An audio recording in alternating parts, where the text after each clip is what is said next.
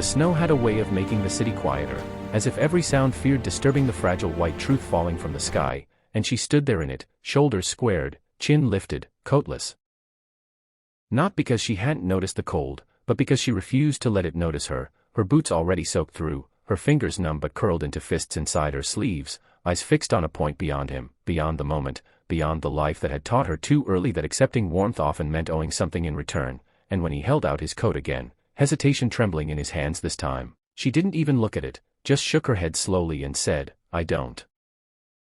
need pity," the word sharp but steady, practiced from years of defending herself against the soft cruelty of charity, and something in him cracked, not loudly, not dramatically, but deep, like ice splitting under pressure, because he had seen hunger before, and pride, and pain, but never all three standing so defiantly in a woman who looked like she hadn't slept properly in weeks, whose lips were pale but unyielding, whose silence carried more weight than most people's speeches.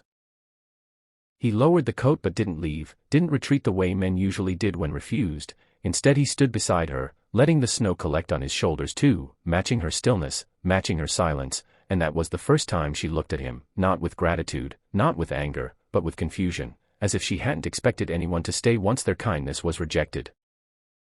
And in that look was the beginning of something neither of them could name yet, something born not of rescue but recognition.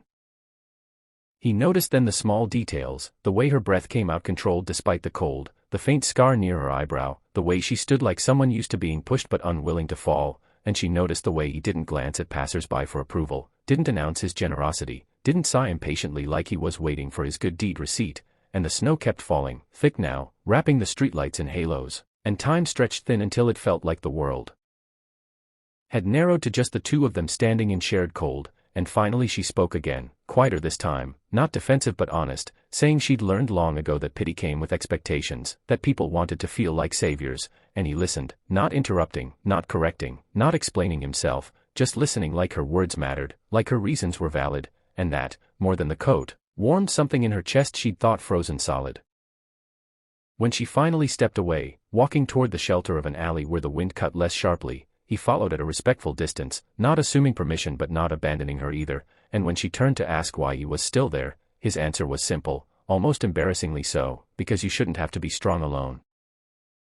And the sentence hit her harder than the cold ever could, because no one had ever acknowledged the weight of her strength before, only admired it or exploited it, and she laughed then, a short breath of sound that surprised them both, and the night felt different after that, less cruel, less indifferent. They talked about nothing important and everything that was.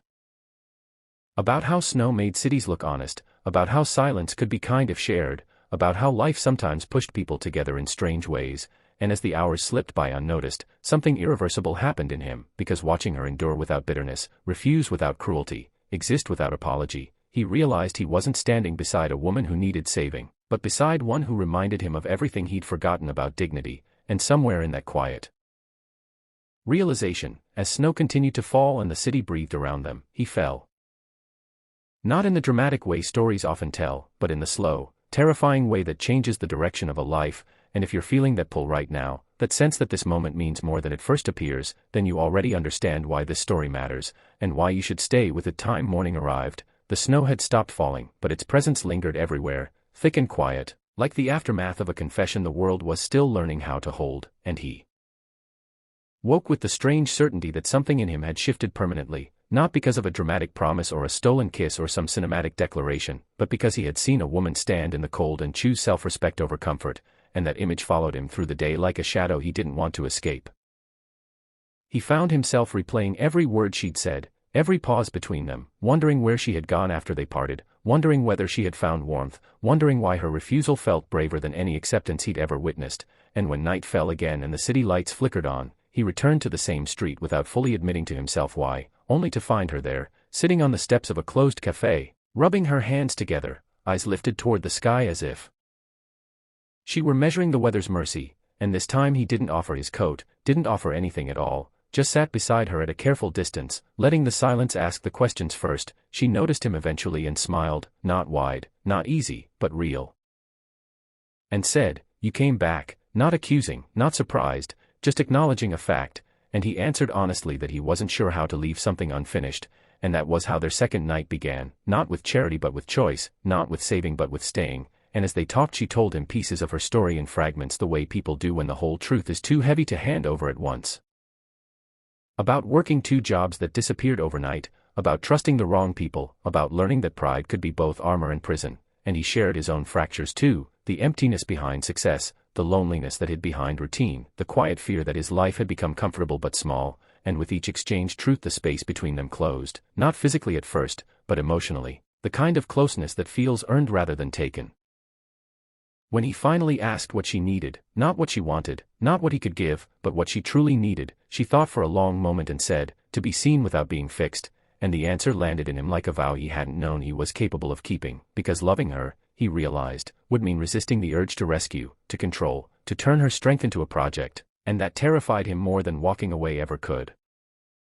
Days turned into weeks, their meetings unplanned but inevitable, conversations deepening, trust building slowly like ice forming strong enough to walk on, and one evening when the cold cut sharper than before, she surprised him by reaching for his coat.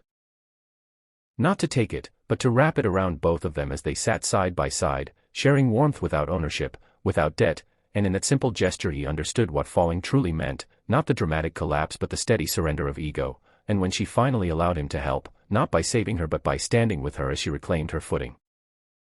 It wasn't a victory for him, it was a testament to her courage, and the moment she stepped forward into a future she chose, he knew his life would never be measured by what he had given, but by what he had learned to respect. If this story has stayed with you, if you felt the quiet power of dignity over pity, of love that listens instead of rescues, then don't walk away yet.